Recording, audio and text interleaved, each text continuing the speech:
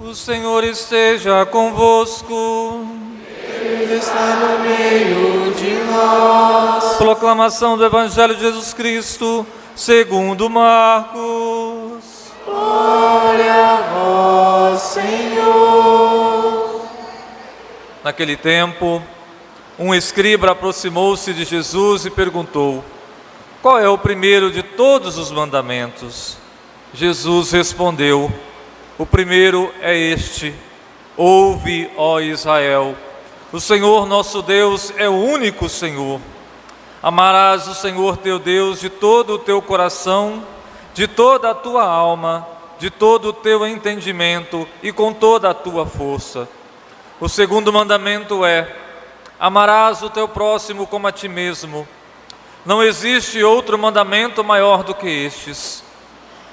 O mestre da lei disse a Jesus: muito bem, mestre, na verdade é como dissestes, Ele é o único Deus e não existe outro além dele. Amá-lo de todo o coração, de toda a mente e com toda a força. E amar o próximo como a si mesmo é melhor do que todos os holocaustos e sacrifícios.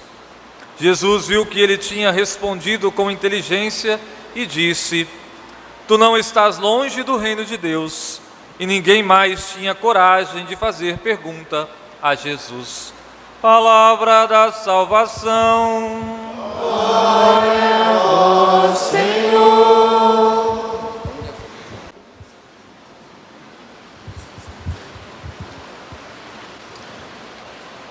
São José,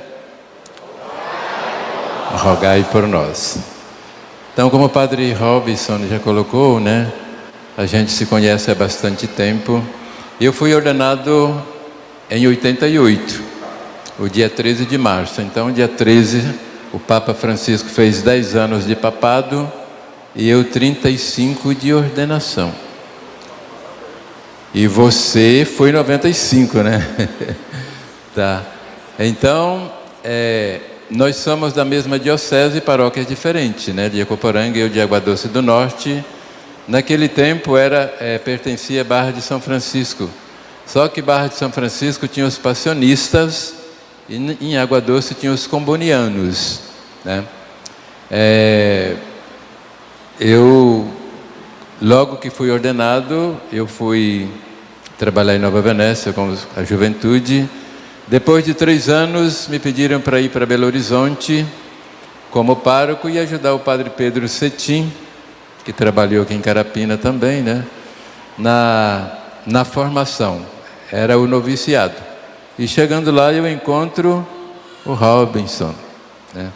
Como ele já estava no 2º ano, então no final daquele ano, ele foi para Chicago, né? Que deveria fazer os votos.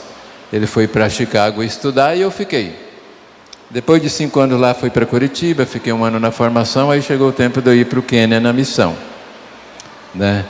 E eu vou para o Quênia de novo, encontro lá o Robinson, né? Só que a gente não ficou junto conforme ele falou. Ele ficou na cidade e eu fui um pouquinho mais lá no deserto, onde eu trabalhei era na divisa com Etiópia e Somália, né? Bem lá em cima, mesmo na divisa. Foi uma experiência bastante dura, né? Porque uma coisa é você falar, é você, né? É fantasiar a missão, que é bonita, que é isso, é aquilo e tal, né? Mas quando chega na hora de você ter que, e agora, o que eu faço? Então foi isso que aconteceu comigo, né? Conviver com uma cultura diferente, uma realidade diferente, era bastante difícil e continua sendo até hoje. E as doenças principais lá eram a AIDS, a malária e a tuberculose. Gente morria constantemente. Então era um lugar que a comida também faltava muito. Aquelas pessoas magrinhas, que às vezes vocês já viram pela televisão, eu vi lá com meus olhos, né? Fazia pena. Então foi um período assim, né? Que eu cheguei a pensar, e agora? Será que eu volto ao Brasil? Eu passei 5 anos sem voltar aqui ao Brasil, né? E tinha sempre a pergunta na minha cabeça, será que eu vou escapar? Porque era um lugar de muitos conflitos. era tribalismo, né? Tinha muita rivalidade entre as tribos, né? Mas foi ali que a gente aprendeu realmente pensar, né, naquilo que Jesus pedia, de ir aonde falta alguém para aprender e também ensinar. Agora, o meu medo não era tanto da doença ou disso e daquilo, porque você procurava se proteger um pouquinho, né? O problema maior é a guerra. Quando vinham, atacavam, aí tinha mesmo a disputa, né, pelo território, e aí eu vivi momentos muito trágicos, né? Você está perto de uma guerra, distância de 5 quilômetros e tiroteio para todo lado, né? Mas Deus ajudou, que as coisas foram, né? Deus colocou a mão e a gente conseguiu. Fiquei lá 13 anos, voltei porque me chamaram, né? E é ali que realmente eu aprendi a ser padre. Porque aqui, querendo ou não querendo, o nosso Brasil, eu não vou falar que ele é o melhor do mundo, né? Mas é muito bom o Brasil. Você tem umas pessoas muito boas que te acolhem, tem uma afetividade, amigos, né? Te acolhe de coração. Ali era um povo diferente. Você é padre, você não é um dos nossos, você veio. Então, por mais que você quisesse se aproximar das pessoas, sempre elas iam dizer: você não é um dos nossos.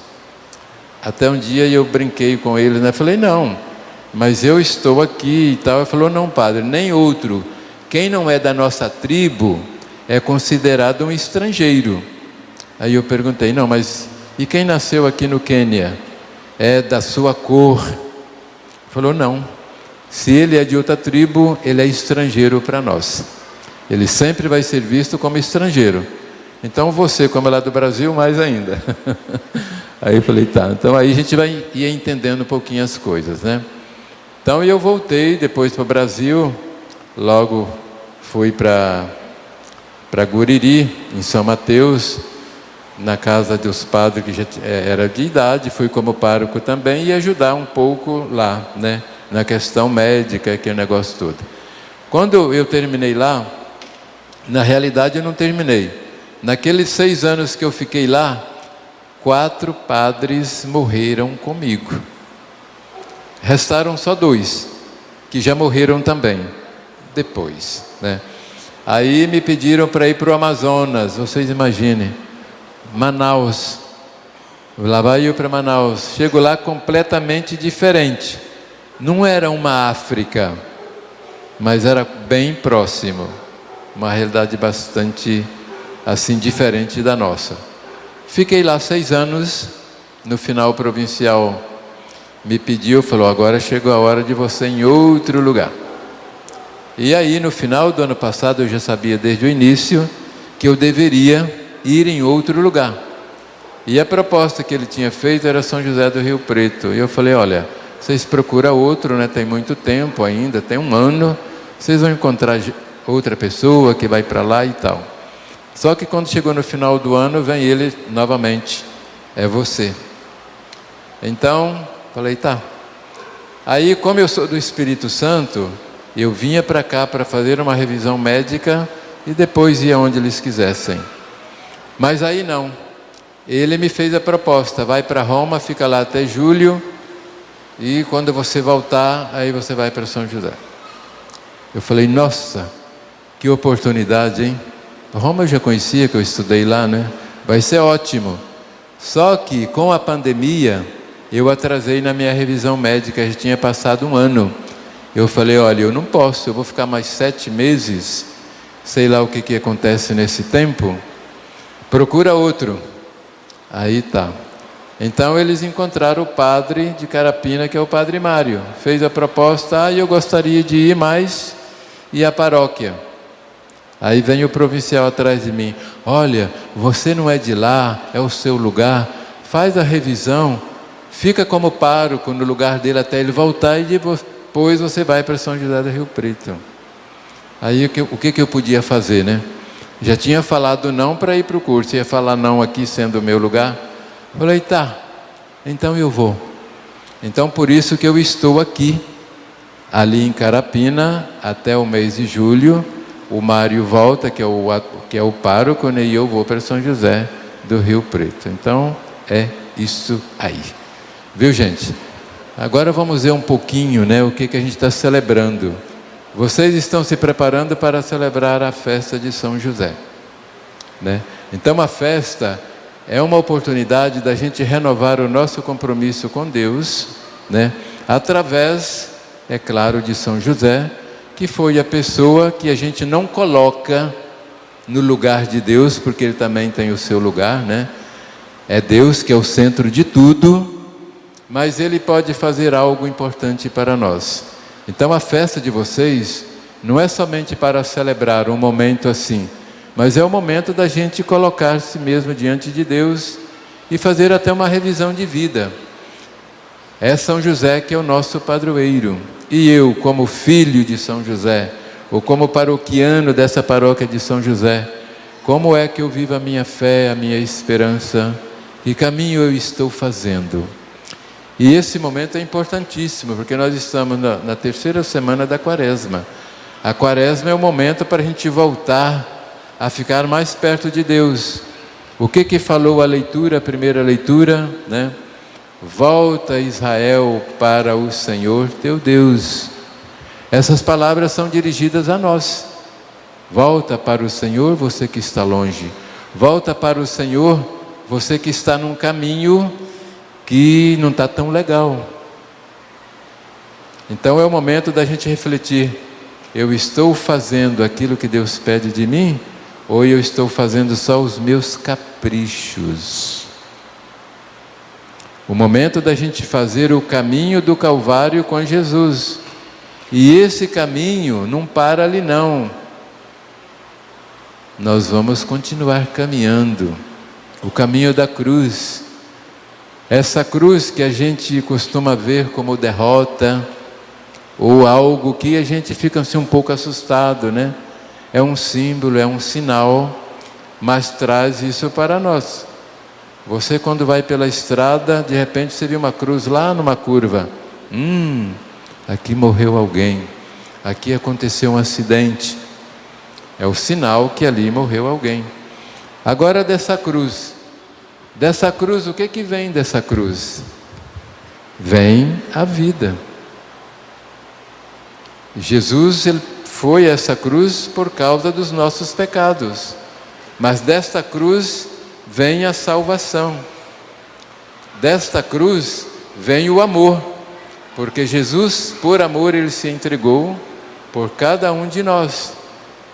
Então é importante a gente perceber isso, né? Como Jesus viveu por nós. Então a Quaresma é para a gente seguir os seus passos, é para a gente aprender mais, e é para aprender a fazer, é para aprender a fidelidade a Deus. O que foi São José? A primeira coisa que aparece lá, nos escritos, né? O homem justo. Depois vai aparecer que ele foi chefe da Sagrada Família. Depois vai aparecer que ele foi chefe o patrono da Boa Morte, né? O patrono da Igreja Universal. Mas a primeira coisa que aparece, homem justo. O que é justo? É eu ser justo com as pessoas? Justo é aquele que escuta, ouve e que faz a vontade de Deus. São José, ele fez a vontade de Deus. Ele poderia ter tomado outras atitudes, ele não tomou. Até quando ele, lá em sono, né, decide deixar Maria, o anjo que vem e tal, aquele negócio todo, era uma situação difícil. Porque se ele recusasse ou acusasse, segundo a lei, teria que ser apedrejada. Então ele não quis colocar Maria numa situação difícil.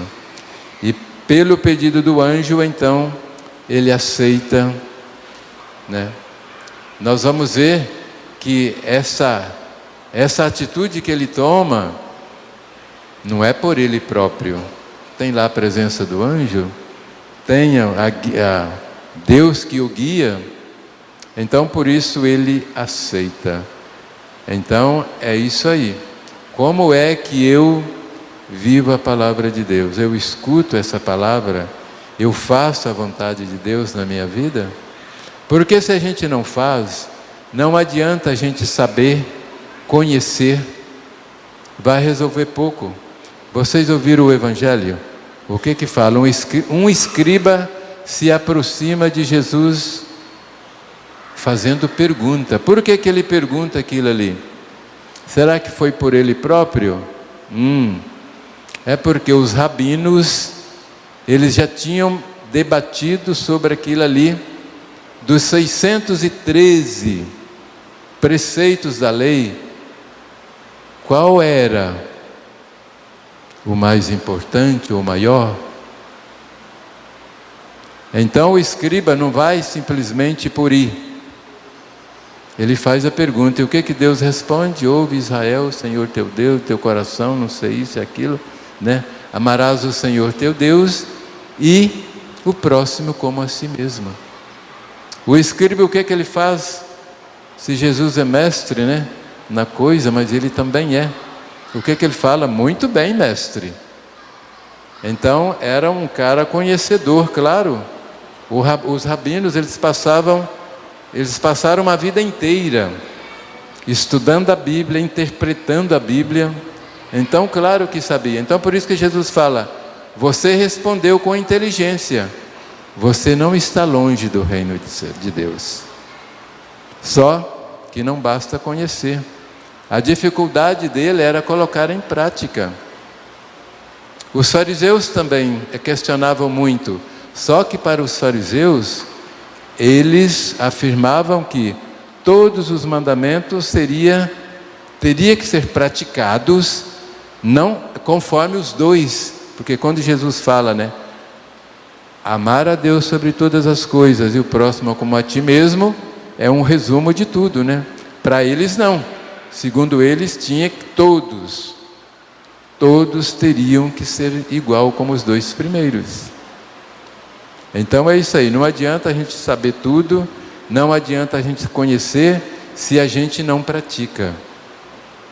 Tá? Então às vezes a gente tem sim que esforçar. Deus, Ele não quer o sacrifício, Ele quer o amor. Ele quer o amor, não adianta nada.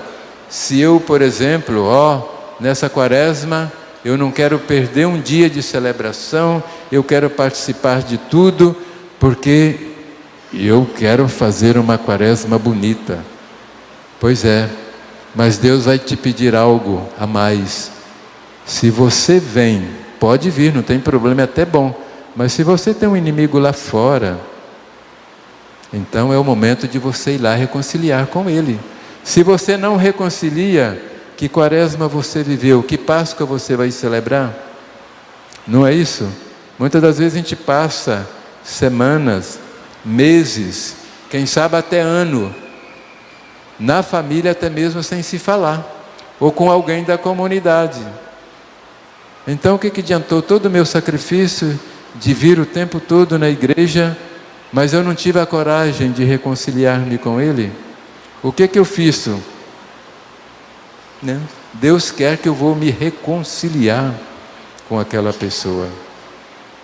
Deus quer que eu comungue realmente da sua palavra, do seu amor.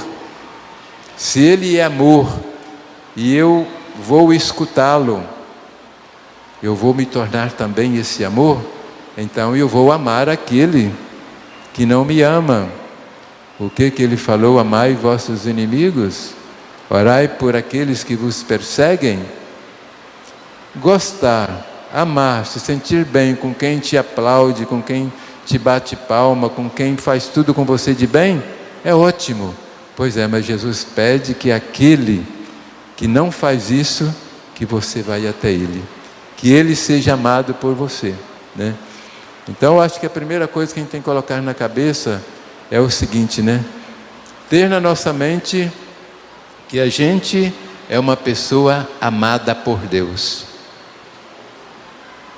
Se a gente tem essa convicção que a gente é amada por Ele, então aí nós precisamos amar o nosso irmão.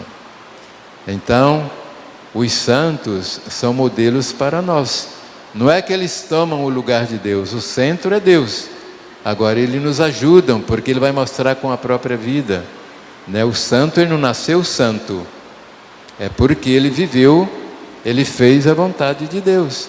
Então, a gente vai pedir a São José, né, que nos ajude, como ele é um amigo, a gente vai pedir que nos ajude a ser amigo de Deus.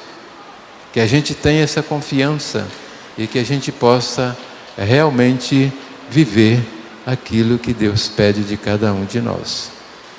São José, o que ele sabia? Nada, era um carpinteiro, uma pessoa simples, humilde, tanto é que ele é famoso popularmente falando. É a farmácia São José, é a paróquia São José, é não sei o que São José. Mas aonde está escrito que ele é um homem famoso? Em lugar nenhum. Ele é famoso popularmente na vida, mas não tem coisas escritas, nem a Bíblia fala tanto dele.